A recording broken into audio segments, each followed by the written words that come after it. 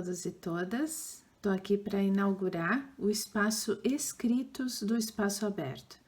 Esse lugar do Espaço Aberto, ele vai acolher trabalhos lidos, né, por psicanalistas, trabalhos de diversos temas, sempre dentro do contexto da teoria psicanalítica e da prática, e acolhe tanto trabalhos escritos quanto trabalhos lidos, não é? Aqui em vídeos, ok? É muito importante a participação de todo mundo depois nos comentários, para que a gente possa enriquecer as discussões.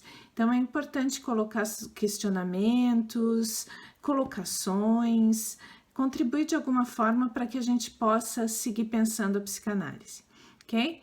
Então, eu escolhi para inaugurar o espaço Escritos, eu escolhi um texto que eu escrevi para a disciplina Violência, Síntoma da Época, do mestrado da Universidade de San Martín, que eu cursei até o ano passado, ok?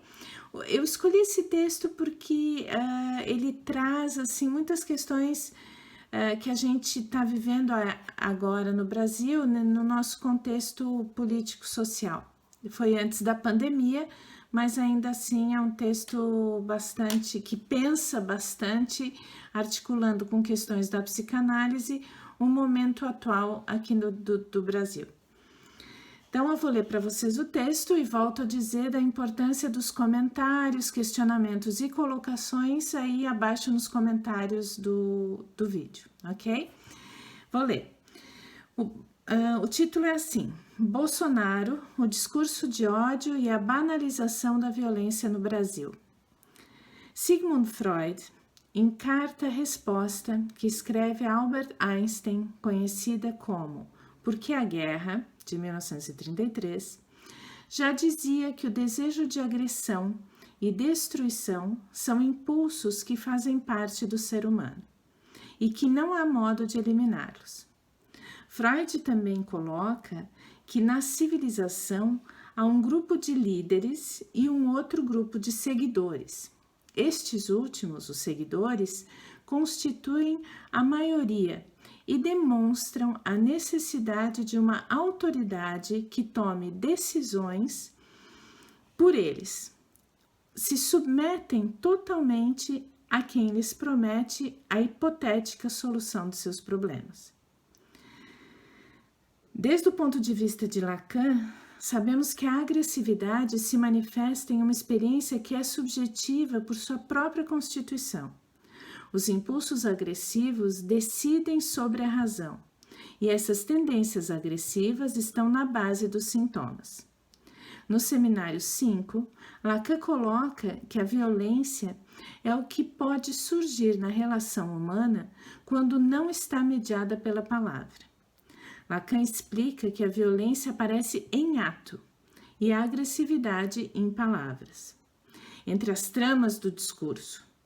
Ou seja, quando o sujeito não encontra um significante ao qual pode manejar, né, com essa agressividade, que pode, de alguma forma, construir em palavras algo que demonstre ou que possa se enganchar nesse afeto agressivo, quando não aparece esse significante, a violência irrompe e se produz sempre fora do simbólico. Bem, como se demonstra a violência como sintoma social? Se pensamos no fenômeno das massas que nos traz Freud no seu trabalho Psicologia das Massas e Análise do Eu, de 1920, ele nos explica que os afetos como a indignação e o ódio conduzem a discursos radicais e trazem consigo certezas absolutas, que funcionam como cortina para um não todo, o que permitiria apaziguar a angústia frente ao desconhecido. O efeito das massas é a justaposição das faltas, da falta de S1 sobre a falta de S2, que vem do outro. Aí é onde se localiza o pulsional, os afetos como a agressividade. Isso para Freud, né? A dimensão social do sintoma pode ser analisada pelos significantes da época e a identificação dos sujeitos a eles. Chomsky, por exemplo, crê que Donald Trump, com seu discurso racista, liberou deliberadamente ondas de nazismo, xenofobia e sexismo que até então estavam latentes, mas não legitimadas. Alguns dos significantes mestres, aos quais o ser da linguagem encarna e se identifica em nossa época, são os do ódio e da segregação. A taxa de homicídios aumentou nos últimos tempos no mundo em relação com os crimes do tipo sexista e xenofóbico. No Brasil, o presidente Jair Bolsonaro também utiliza discursos que incitam a violência, a xenofobia e o machismo. Seria uma coincidência que as taxas de feminicídio subiram desde 2018? No Brasil, morre uma mulher a cada 7 horas, 7,3% a mais desde 2018. Os defensores da luta dos direitos humanos estão sendo assassinados com o respaldo do discurso do líder. Homossexuais e pessoas em situação de rua são atacadas a golpes por grupos radicais, entre outras coisas, com o empoderamento das milícias, do exército, do discurso religioso, que não permite nenhuma articulação crítica. Se trata de discursos que naturalizam e autorizam atos de violência e agressão. As eleições de 2018 produziram um contexto bélico na sociedade brasileira. Por um lado, brasileiros indignados com as notícias dos principais meios de comunicação do país que construíram a imagem de uma esquerda corrupta.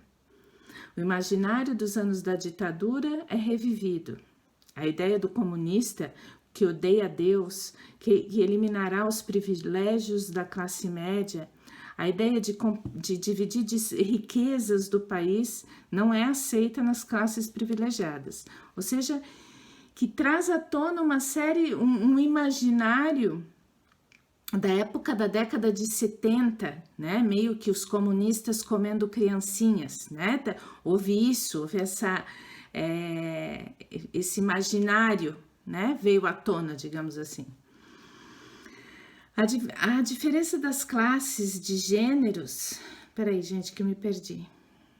Então, o imaginário dos anos da ditadura é revivido. A ideia do comunista que odeia a Deus, que eliminará os privilégios da classe média, e a ideia de compartilhar riquezas, de dividir riquezas do país, que seria o imaginário da época, né, desse comunista dos anos 70, digamos assim, é trazida à tona, tá?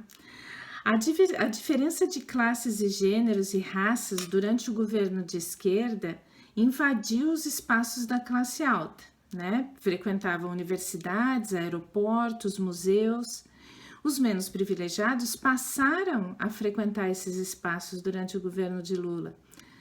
E isso nunca foi muito bem aceito pela alta sociedade e pela classe média que se crê endinheirada, né?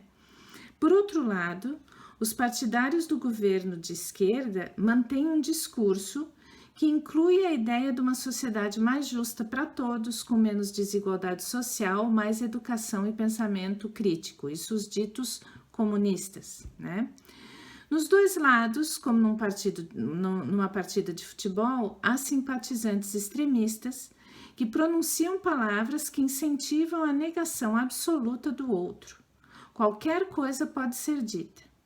Nesse contexto de ódio, que foi crescendo em grandes proporções, surge o candidato Jair Bolsonaro, com um discurso de ódio às diferenças e com a bandeira da anticorrupção.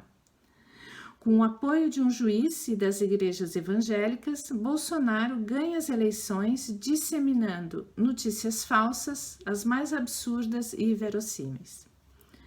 Jair Bolsonaro defende já desde antes de se converter presidente a tortura, a ditadura, a violência. Lança palavras de ódio nos seus discursos. ódio a tudo aquilo que é diferente da dita normalidade. Vamos matar os comunistas. A família tradicional é a única que deve existir. O bandido bom é bandido morto. Prefiro um filho morto a um filho homossexual. Ou o que ele disse a uma parlamentar, na época ainda que não era presidente, não te violento porque tu é feia. Frases nacionalistas e religiosas formam parte do seu repertório discursivo como o slogan de sua campanha política e de seu governo: Brasil acima de tudo e Deus acima de todos. Bem, desde a psicanálise sabemos que os discursos produzem o surgimento do sujeito. E é através do discurso que o sujeito goza. Aí, onde um fala, um goza. As palavras constroem a realidade e marcam o ser falante. Poderíamos pensar que vivemos hoje uma crise da palavra, onde tudo pode ser dito sem pensar nas consequências? As palavras formam laços e marcam o corpo. É necessário escutá-las e usá-las de modo a levarem o sujeito a uma responsabilidade subjetiva e marcar um lugar de falta que sempre vai existir entre o singular e o coletivo. Como se reflete na nossa prática clínica esse contexto, da história do país? O que faz o analista com essas marcas de ódio, de insegurança, de falta de esperança? Recebemos hoje muitos sujeitos, principalmente aqueles de minorias atemorizadas, com medo pelos seus corpos, pela sua segurança física, assustados com os discursos de ódio, angustiados porque não lhes permite ser o que são. Os escutamos e damos lugar para o seu sofrimento. É fundamental tentar escutar qualquer resquício de projetos, para que possamos dar algum tipo de sustento para que o sujeito possa, ao menos, confiar um pouco em si mesmo. Devemos escutar os sonhos, construir esse espaço para poder planejar um projeto de vida, desejos, apostar no poder da palavra, enfim. Esse pode ser o campo onde a psicanálise se maneje, nos tempos atuais. Em tempos obscuros, há que analisar sem perder a ternura. Muito obrigada por me escutarem. Eu aguardo os comentários escritos aqui embaixo e a gente se encontra no próximo Espaço Escritos. Conto com a colaboração dos colegas que queiram participar e ler seus trabalhos aqui. Um abraço grande, até a próxima!